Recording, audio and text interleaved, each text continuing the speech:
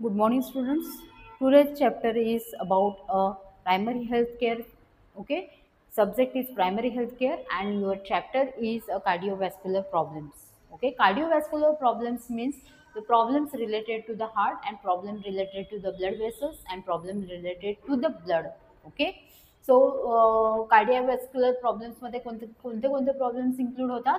हार्टचे problem, blood and blood वेसल्सचे problem. Okay, so हे आज आपण आजच्या टॉपिकमध्ये बनवणार आहोत. सो फर्स्ट प्रॉब्लेम आहे आपला चेस्ट पेन.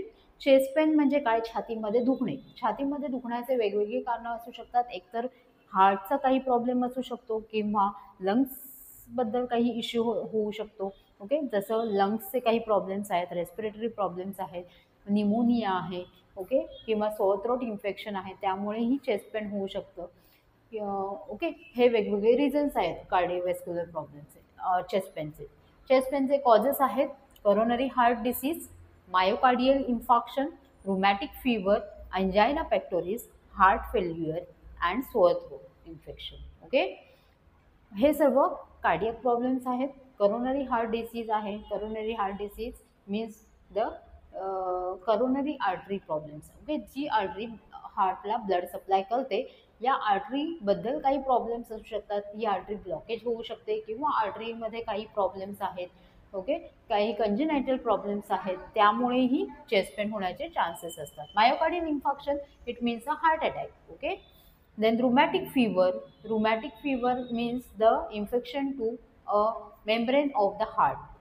जे हार्टचे मेम्ब्रेन आहे त्याला इन्फेक्शन होणं रोमॅटिक हार्ट डिसीज बोललं जातं. Rheumatic fever is the different. Okay, the angina pectoris. Angina pectoris म्हणजे राहून राहून पेन होणे, छातीमध्ये दुखणे. ही प्रॉब्लेम्स हार्ट रिलेटेड आहे. ओके, देन कार्डियक अरेथमियाजमध्ये हे प्रॉब्लेम्स येतात सर्व. हार्ट फेल्युअर, हार्ट फेल होणे, हार्ट पंपिंग करायचं स्टॉप होतं किंवा हार्टमध्ये काही प्रॉब्लेम्स येतात. हार्टचे वॉल्व आहेत त्यामध्ये काही प्रॉब्लेम येतात. Okay, so heart failure is one of the problem. Sore throat infection, these are the causes of the chest pain. Now the signs and symptoms of chest pain: severe pain in the chest. Chest पेनचं पहिलं लक्षण आहे severe pain in the chest. Restlessness, patient एकदम restless होतो, त्याला कुठल्याही पोझिशनमध्ये आराम मिळत नाही. झोपल्यावरही तो रेस्टलेस असतो किंवा बसूनही तो रेस्टलेस होऊ शकतो. ओके, का रेस्टलेस होतो? कारण त्याला ब्रिदिंग डिफिकल्टी असते, डिस्निया आहे, स्वेटिंग होते खूप, cold skin, cold and clammy skin. Okay, shivering may occur. Okay, हे सर्व काय आहे? Signs and symptoms of the chest pain. आता यामध्ये ट्रीटमेंट काय इन्क्लूड होणार आहे? Treatment include give a complete bed rest to the patient and refer the patient to hospital. Okay, this is only a treatment.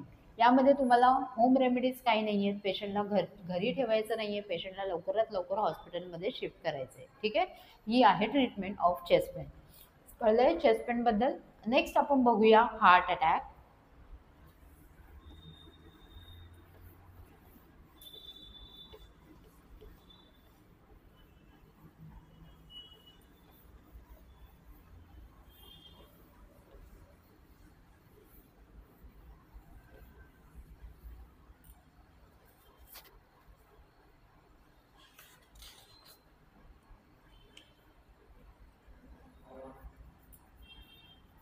Heart attack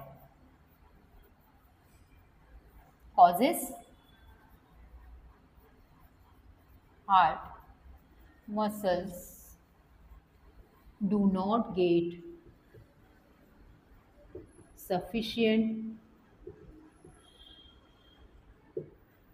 oxygen.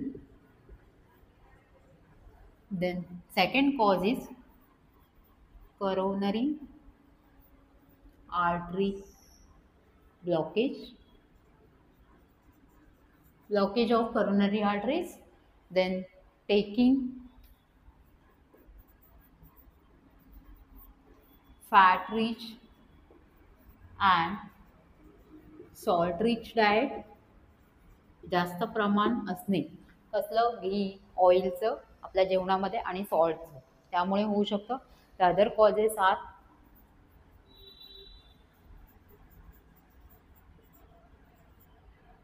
Smoking,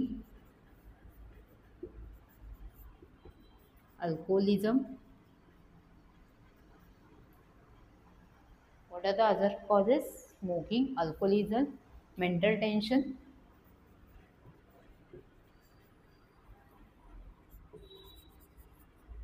hypertension, diabetes, etc. Okay, these are the causes of heart attack. कोणते कोणते causes आहेत heart अटॅकचे? Heart muscle do not get sufficient oxygen. जे हार्टचे muscle layer आहे त्याला sufficient अमाऊंटमध्ये oxygen न मिळाल्यामुळे, ऑक्सिजन सप्लाय थांबल्यामुळे काय होतं आहे? हार्ट अटॅक येतो. करोनरी आर्टरी ब्लॉकेज झाल्यामुळेही हार्ट अटॅक येतो. करोनरी आर्टरी ही एक अशी आर्टरी आहे ती हार्टचे जे मसल्स आहेत, हार्टचं जे कवर आहे तिथे ब्लड सप्लाय करत असते आणि या आर्टरीमध्ये काही कारणामुळे ब्लॉकेज आल्यामुळे, ओके, रक्ताची गुठळी आल्यामुळे पुढे रक्त सप्लाय थांबून जातो. ठीक आहे. Taking a fat rich and salt rich diet. जर आपल्या जेवणामध्ये, रेग्युलर जेवणामध्ये फॅट आणि ऑइलचं प्रमाण जास्त असेल, जसं घी, बटर रोज खाणं, ओके, बटर, चीज यासारखे पदार्थ रोजच्या आपल्या रोजच्या आहारामध्ये ठेवणं, यामुळे काय होतं आहे? ब्लडमध्ये जे कोलेस्ट्रॉल लेवल आहे, हे ब्लड कोलेस्ट्रॉल लेवल वाढतं, ट्रायग्लिसराईड लेवल वाढतं आणि त्यामुळे काय होतं? जे ब्लड वेसल्स आहेत त्याचे जे आतले वॉल आहेत ते नॅरो होऊन जातात आणि पुढचा ब्लड सप्लाय थांबून जातो. ठीक आहे. Other causes are smoking, alcoholism, mental tension, hypertension and diabetes. Other causes काय काय आहेत? Mental tension, alcoholism, smoking, hypertension and diabetes. These are the other causes of the heart attack. Now the signs and symptoms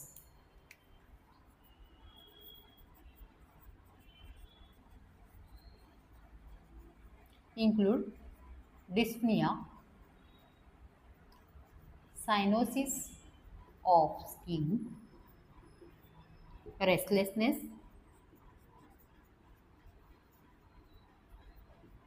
pain in the chest, severe pain in the chest,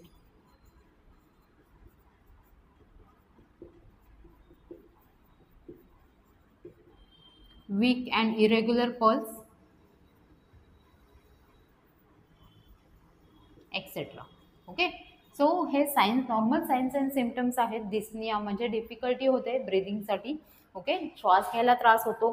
cyanosis म्हणजे जी skin आहे जी bluish colour किंवा पेल पडते, restless होतो patient. Then severe pain in the chest, छातीमध्ये खूप दुखायला लागतं, कळा यायला लागतात. वीक अँड इरेग्युलर पल्स, जी पल्स आपल्या असतात ते वीक होतात आणि इरेग्युलर म्हणजे कधी कधी टॅकिकार्डिया होण्याचे चान्सेस असतात, कधी ब्रॅडिकार्डिया होण्याचे चान्सेस असतात. Okay.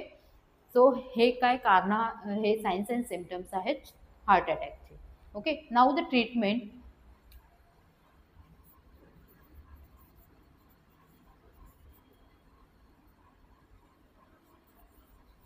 Refer patient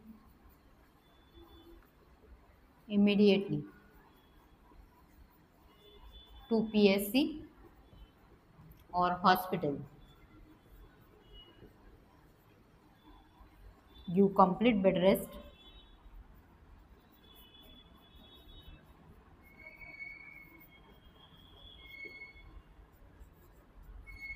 Avoid stressful and heavy work.